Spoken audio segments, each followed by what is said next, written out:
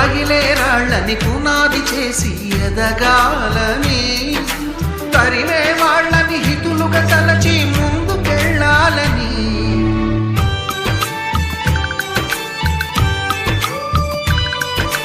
కన్నుల నీటిని కలల సాగుకై వాడుకోవాలని,